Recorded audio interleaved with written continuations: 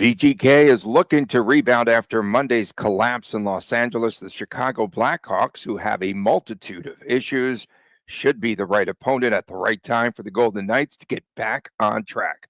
More next, right on this edition of Locked On Golden Knights.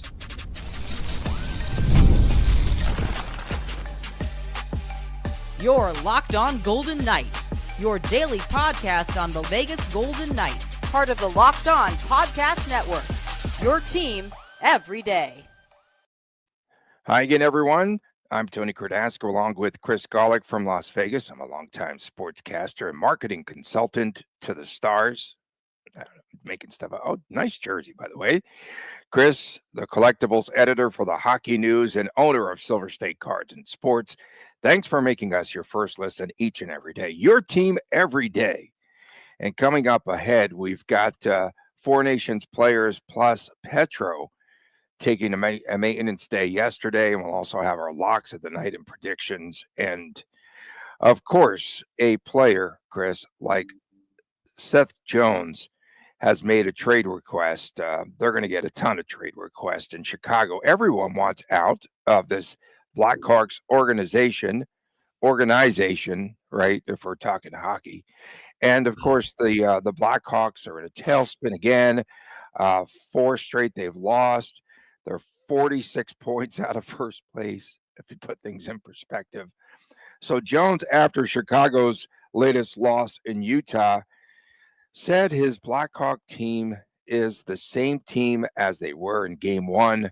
And he said they have not made any strides. I put as my tagline today, making strides, because we're making strides since the start of the season, but the Blackhawks have not. No improvements, and one of the biggest complaints from him and overall in Chicago is that the front office has done very little to help a budding superstar in Connor Bedard. I mean, what do you expect, I guess, is my answer to that inquiry, you can call it. They're in a tough spot, right? I mean, Bedard has to learn the game. Bedard is certainly taking his punches along the way and getting a healthy dose of what it's like to be a losing hockey player in the National Hockey League. And hopefully that's not getting overshadowed by his personal development, which is what matters the most with what's happening in Chicago right now. Bedard on the season, I don't have his points totals, but no points in his last 3 games. Was right around a point per game clip for most of the season.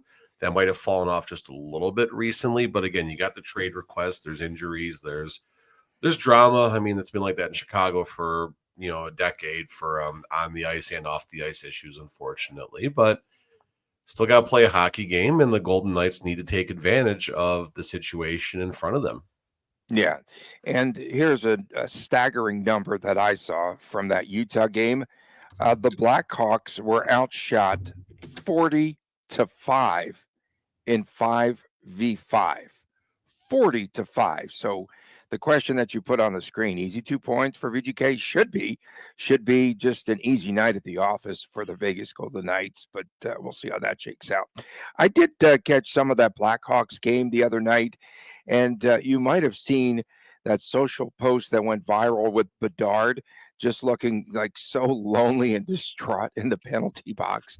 But a number on Bedard, 4th in the league in chances off of the rush, with 73 chances off the rush. So if he ever does get any kind of help and someone that he can dish the puck to and players that are on the same page as him, again, he's going to break out. He's definitely not a bust, but he's behind Connor Bedard. The other 2, I think, were Jack Hughes, and let me see if I put it in my notes. Oh, Nathan McKinnon. Nathan McKinnon is at the top with 84. Bedard, 16 goals, 49 points, leads his team, minus 26. What can you do there? Teravainen with 42 points. Ryan Donato, a potential trade piece with 39 for Chicago. Yeah, I mean, listen, it's hard to find a path for this being a competitive game. Maybe more on that in the second segment as to why it could be a competitive game. But on paper, Golden Knights are minus 390 tonight. I mean, if you want to have 390. Whoa. you want to have some fun, put some cheddar on the reverse puck line and probably get a nice 6-1 hit or something like that if you're feeling really froggy. But I mean, I don't think it's going to be a runaway type of situation here. You look at the Golden Knights game against the Canucks. Structure was good, but the Canucks I don't think are that good. So you start reading They between won the in lines. LA. They won in LA last night. They won in LA. That's fair without Quinn Hughes and no Drew Doughty for the LA Kings also. So maybe the Canucks are coming around right now, and the Kings need Drew Doughty. Maybe that's what that is, or just chalk it up to a strange game. It was a 3-2 game, went to overtime, could have gone either way. Kings had a nice comeback in that game. So, who knows exactly what the takeaway is from that game. But you look at the Golden Knights game Monday against the Kings, fatigue major factor, Four Nations, Pietrangelo is not right. Again, we'll hit all that later.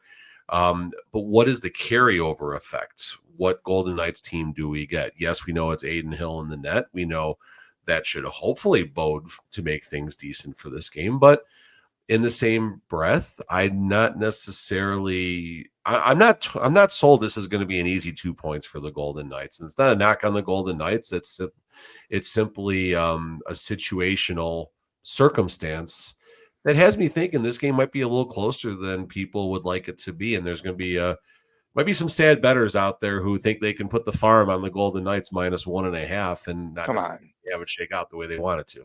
Come on, quit it, man. This is a team in disarray. Chicago, Yes, at least VGK. absolutely. Again, this is their first. They got to win a game every now and then, Tony. It happens, no matter how bad they are. This is their first of 5 straight. Seth Jones just said that they don't simplify things. They make it really difficult with the structure. Probably, but. And he's just trying to get traded too. So, okay, so that's fair. Are we going to see Soderblom or Mrazek tonight in net for Chicago? Both who goalies, played on when? Do you know who played on Tuesday? I don't remember. No, I don't follow your team every day. You're not every day? Of course, not for Chicago. Both goalies sub 500 goaltenders with the Blackhawks. Looks like Soderblom played that game, and Soderblom actually is having a nice season, all things considered right now. 7-14-5, 302 goals against, but a 907, Tony. That's crazy, right? Remarkable. If I'm a team looking for a goalie right now, that's my trade targets. That's straight up trade Aiden target. Hill. Straight up for Aiden Hill. Done. Done. You would do that. You would make that. They can take Aiden Hill and his father. Whoa, hang on. No. That's it. That's all I'm saying. Oh, you're saving stuff for WTF tomorrow? I don't know. What, the Friday? Save it for something. Okay. Peter Mrazek, 10-19-2, 333 goals against. Even an 8.94, it doesn't sound that good, but I'm assuming the Blackhawks are right up there as far as goals against, as far as shots allowed, high danger chances allowed, and everything. I'm assuming any Blackhawks goalie, when they jump between the pipes, they're ready for an onslaught. They're ready to. They know what's coming. They know exactly what's coming, and it's a tough spot right now. It's tough to watch the Blackhawks because they do have Bedard. Bedard just looks absolutely miserable. But to be fair, so does McDavid. And anytime you see him, so maybe Bedard is on the McDavid career path, which would be pretty decent for him on the ice. Maybe not as much off the ice. But I know it's hard to see what the plan is. You have the best prospect in the world in Connor Bedard. He's nearly a point per game player for his entire career. I think it's 122 games and 110 points when I looked a minute ago. So he's doing his job. He's learning the game. He's a bust. What's how that? How could they call Bedard a bust? The collectibles. My business world looks at him as a bust.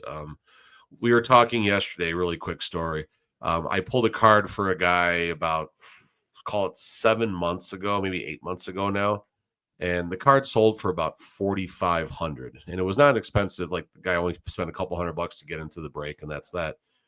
That same Bedard card that I'm talking about would probably sell for about $800 today, about 7 months ago, about a 7 month Still difference. 4-to-1 return. I take it. Okay. 1-to-4 return, but yeah, it went the other way around, Tony. It sold for 4,500 7 months ago. You can buy that same card now for about $800. Oh, wow. Okay. That's the issue. So his stuff is absolutely tanked as far as the collectibles side goes.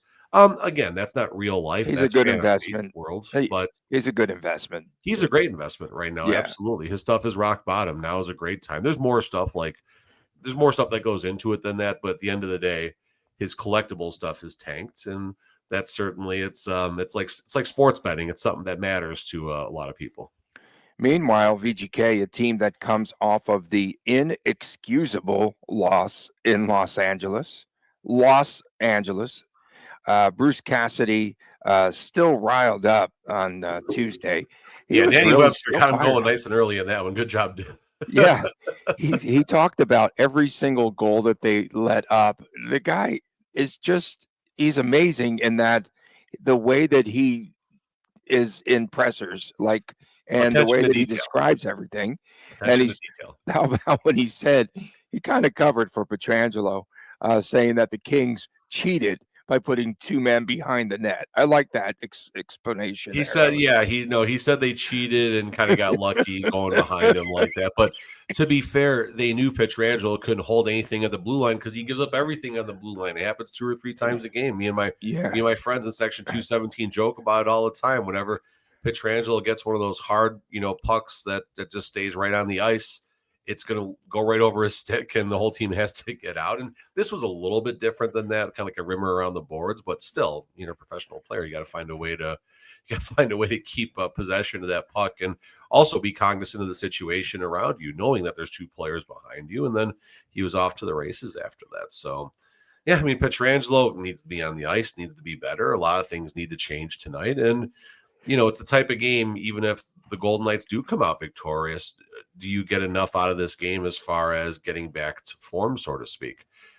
Structure was okay in LA for about 25 minutes. They were the better team, right? LA was okay early on, got the first goal. Golden Knights rebounded, seemed like control of the game, and they really turned the tides nicely. And then, Mark Stone even called out Pietrangelo in the postgame presser. The first thing he talked about was giving up that 2-on-1. He didn't say Pietrangelo by name, but Pietrangelo gave up that play. So I guess where I'm going with this right now is Mark Stone. He's not going to hold back on vets. He's not going to hold back on younger players, goaltending. He's probably going to hold back on Cassidy, probably behind closed doors.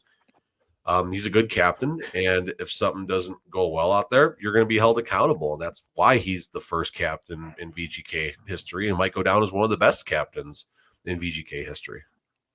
Coming up next, the Four Nations foursome plus Alex Pietrangelo, all missing at VGK practice yesterday on a maintenance day. More ahead right here on this edition of Locked On Golden Knights. Four Nations foursome. We want to tell you about a new sponsor, and they are called Trade Coffee. If you're like me, your mornings have to start with a good cup of coffee, but I got tired of settling for grocery store brands that just aren't cutting it. That's why I turned to Trade, and let me tell you, this coffee is next level. We each got a bag of Trade Coffee, compliments of our good friends at the Locked On Network, and I brought mine into the office, and everyone is raving about this new coffee brand, new sponsor, I should say. Trade is the #1 specialty coffee marketplace in the U.S., bringing you fresh coffee from over 50 of the country's top roasters. Their experts have taste tested thousands of coffees, curating over 450 amazing roasts. Whether you're new to coffee or know exactly what you like, they'll handpick the perfect match for you. And my first bag was a game changer. It really was. And it really had such a smooth and rich flavor. Got the one that has a little bit of a chocolatey taste there. It's really good. And everyone in the office liked it. And I could actually taste the difference from my usual coffees. And if you don't love your first bag, no worries. Trade will replace it for free until they get it just right for you. Right now, Trade is exclusively offering our listeners 40% off of your first order. It's really nice. We thank them so much. and you need to go to drinktrade.com/LockedOnNHL. Again, it is drinktrade.com/LockedOnNHL. That's drinktrade, TRADE.com, LockedOnNHL. For 40% of your first order, go to drinktrade.com/LockedOnNHL. Back on this edition of Locked On Golden Knights, Tony Cardasco and Mr. Juan's Flaming Fajitas himself. That was good. My goodness, dude. Happy hour margarita. It was a nice day, Tony. It was a nice day. Was there any special occasion? In-laws are in Birthday? town, and we've taken them there before, so it was that was the occasion. That was the It's occasion. a great dining experience there on Water Street, of course, in Henderson. It's really I good. was joking that yesterday was the worst experience I've ever had in Flaming Fajitas. You want to know why, Tony?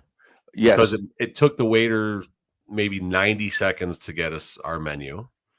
Because maybe it took 4 minutes to get our water instead of 2.5 minutes. They're slacking there. I felt man. like it took about 3 minutes longer to get our food than normal. Don't they know who you are there by now? My point is, if your normal experience at Juan's Flaming Fajitas is a 98 out of 100, it's phenomenal. Yesterday was a 96 out of 100. Oh wow, jeez, And come on, you're a tough grader. A slightly non-perfect day at Flaming Fajitas is better than any other restaurant's best day of their lives. That's my point where I'm going with this. Yeah, exactly. I'm not knocking Flaming Fajitas one. No, it's one of our favorite Henderson places. location is to die for.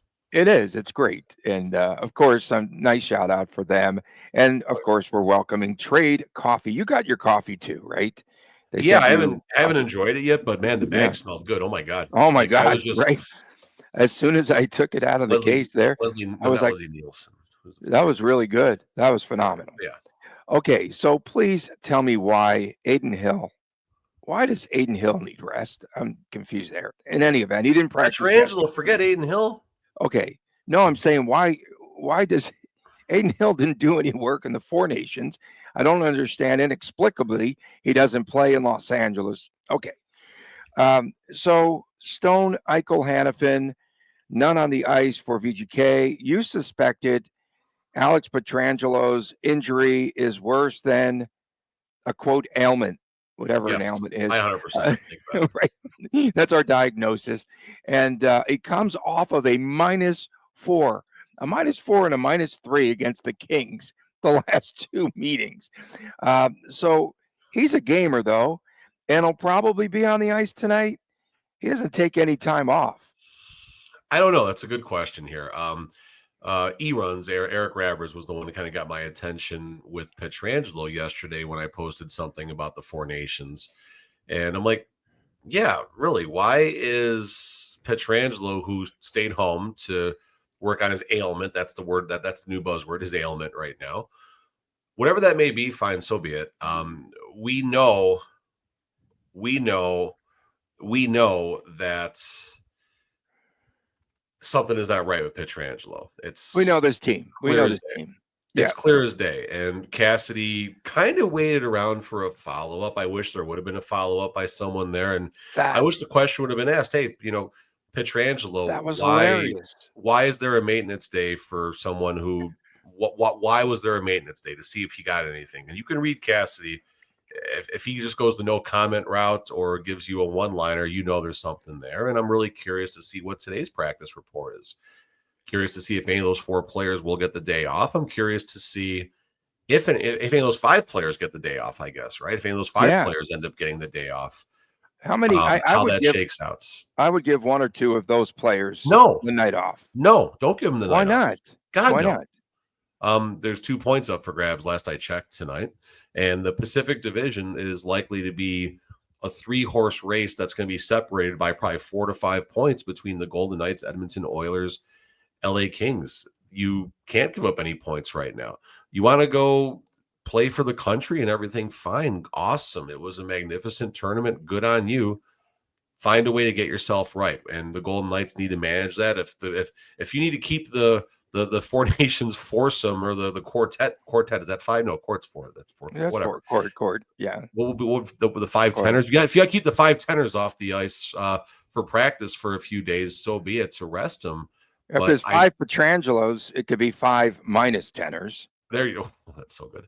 That's bad. That's bad. So no, it's fair. It's fair. I don't want to see points given up as a result of the Four Nations. And yes, sure, rest Eichel today. He needs the rest. I get it. It's the Blackhawks. Golden Knights are minus 400. The Silver Knights should be able to beat the Blackhawks, who have won 13 out of 17 games lately. Yeah, since we blasted them, of course. Yeah, we blasted them for the last 2 years, but 3 years. So I don't want to see any of these guys resting in games. I don't. And if they need to rest games, then maybe they shouldn't go away. Maybe they shouldn't go play for the country in exhibition games. I firmly stand behind that. Kind of harsh. No, it's not. It's not harsh. It's not harsh one bit. They're getting paid by the Golden Knights. They're getting paid by fans that go to the games and do stupid things like subscribe to Nighttime Plus and overpay for concessions and for ticket prices and everything. So I want to see the product I pay for on my ice. 2 things. Bruce Cassidy, yes. As soon as they started saying, what about these players not on the ice, whatever, you notice what he did? Exit left. Stage left. He just took off. Yeah, no, I said Butch Cassidy got the hell out of Dodge after that one. He surely did. What was the other point? I can't remember. Oh, Cassidy also used the word funk yesterday. So thank you for using our word of the month there, Bruce. That was really cool. Word of the season, I think, Tony. I think that's #1 buzzword of the season right now. Funk, yeah. Do you feel VGK will have its legs back? I understand, again, the thing that was most perplexing about that game in Los Angeles, you can make a case for the fatigue factor for the Four Nations foursome, but everyone else, why would they not have any legs in that game, especially early on in the contest? Poop rolls downhill. I don't know. I mean, isn't that crazy though? To you, it really is. That was so perplexing. I mean, it is a strange turnaround. Yes, the players who did not go to the Four Nations have been practicing since last Tuesday at 2 p.m. local time, I believe. Although I think they got Friday off, which was kind of perplexing to me. But so it's tough. I mean, it's a tough transition going from a condensed schedule to 2 weeks off to a crazy condensed schedule down the stretch here, and it's been a ton of fun. I still feel we're robbed of all the trade talk right now because the Four Nations took so much attention away from the trade deadline. And like you said yesterday, it's 9 days away. I'm like, really? Wow, that's crazy. It's crazy, right? Yeah, no, it really is. And now 8 days. Yeah. Here's my thing about tonight's game. If Pietrangelo misses the game due to injury, fine. He's not part of the Four Nations mess. I get that. But if any of the other 4 players do miss today's game, what's the replacement? #1, right? Henderson Silver Knights played a game last night. So Ron Bjerg, Cal Burke, and any other players that might end up getting, not Dennis Henkel, he got traded, but any of the regular players that might get called up, they're going to be a bit winded coming into this game. They played a hockey game last night. Please, God, don't let them go 11-7 tonight or something like that as a result of giving a player a rest from the Four Nations. Like, that would be another just terrible thing. You want to manage minutes, find a way to roll 4 lines tonight. It's the Blackhawks. Start line 4. Just wear them down. 4 lines unless it's a power play penalty kill scenario. 4 lines, no double shifting. Keep everyone's minutes around, keep your studs around 18 minutes. Keep everyone else around 12.5 to 13 minutes. They need to manage the minutes more than anything else. That's important, Manage the minutes, manage the practice time. You better see Eichel, Hannafin, I think one of them's Stone. I'm going to say Stone. I'm going to say Stone gets the night off. I don't think Stone will let Cassidy give him a night off. Yeah, he probably won't. I don't think he will. And I'm with you on Pietrangelo. Will be out there if he can. I do believe he's a gamer. Despite all the Ben Hutton some time on the ice here, Who? It's like, who? Exactly. The guy they're going to be trading. He's on the Robin Leonard career path. No one's seen the guy. We have not seen the guy. So the big question that still looms is WTF.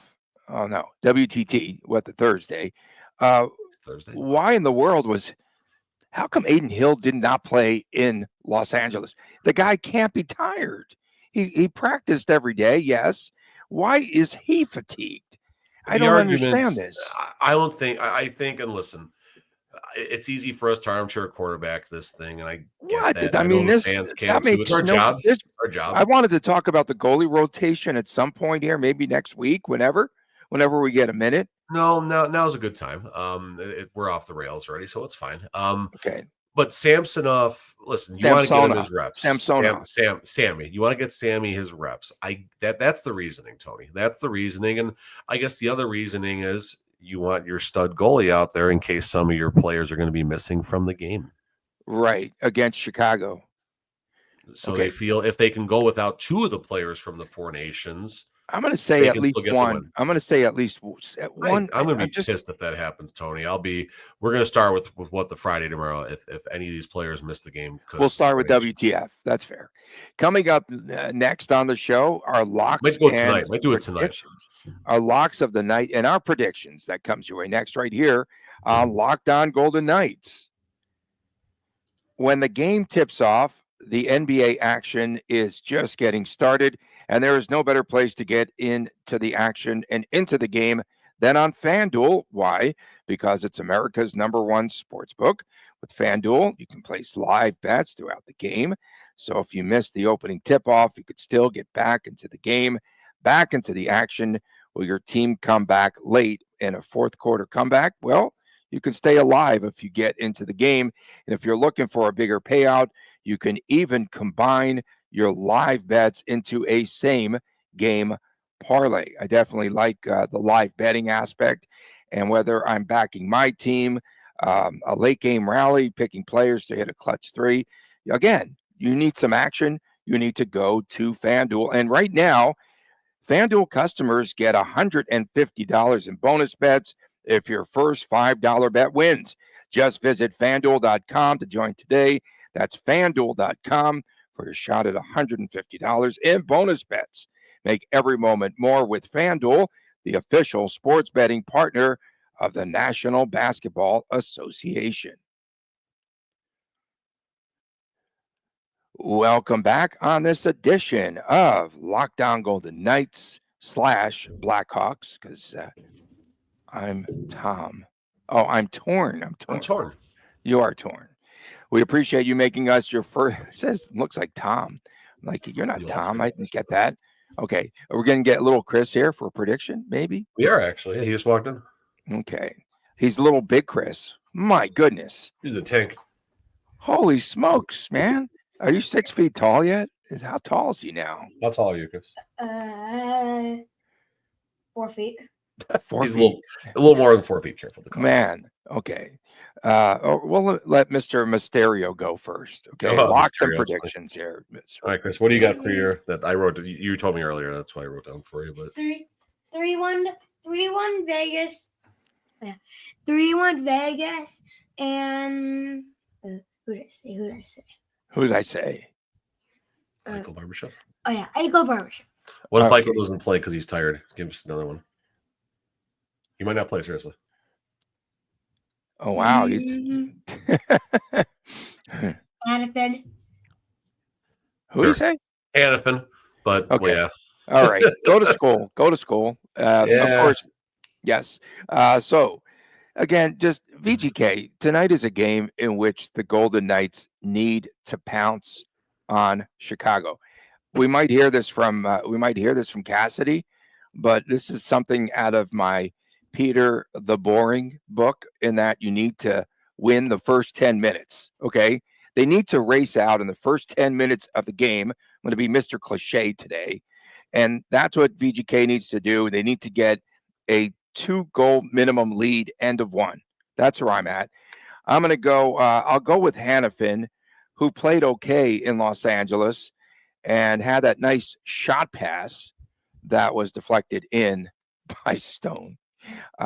So I'm in the new role. I think it could definitely put him in a better position for Hannafin, and he could do really well in the final 23 games and actually score 1 goal. And I'm going to go Dorofeev. And I'm going to go with a 7-2 Golden Knights game. Cassidy's mad.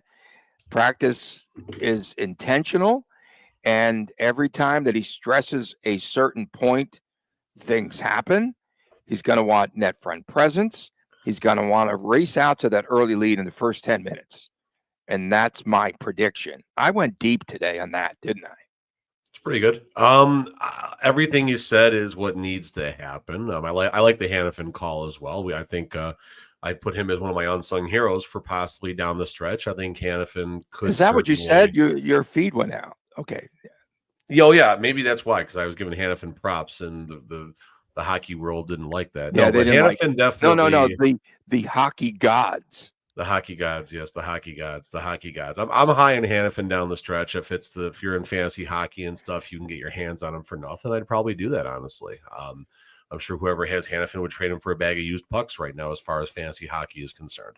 What's his card value? Sorry, that was bad. Hannafin? No, Hannafin doesn't trade very well. I can't remember when his Young Gun card is from, like 2013, maybe, or something like that. I don't know. But I'm gonna go to the Blackhawks side tonight. I'm gonna put myself on an island. I'm gonna go with the 3-2 Blackhawks winner in overtime. Wow. Bedard to get the overtime winner. Please put some real money on that. I might. If you're that excited about it. I'm not that excited about it.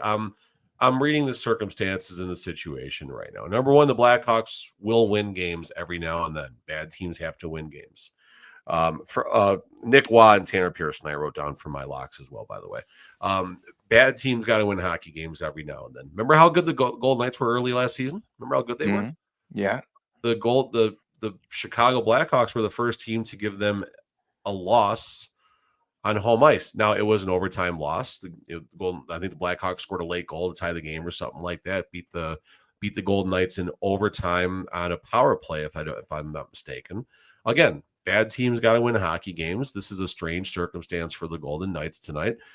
There's a good chance that they are without one or more of the Four Nations participants. We don't know what's up with Pietrangelo right now.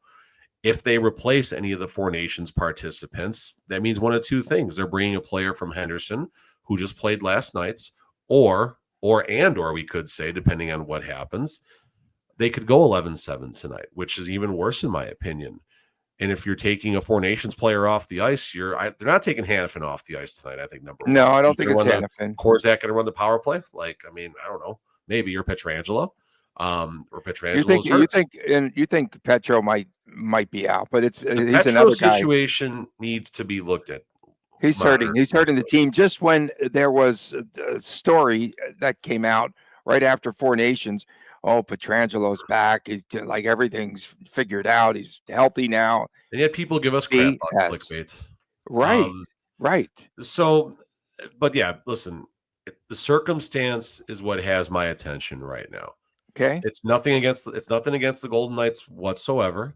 The Golden Knights are going to go south. They're going to go in the opposite direction because their coach is mad, or no? I don't think I do with the coach. I just think the fact that Pietrangelo might be out, or not nearly 100, not even 70%. Honestly, not looking good. Not even 70%.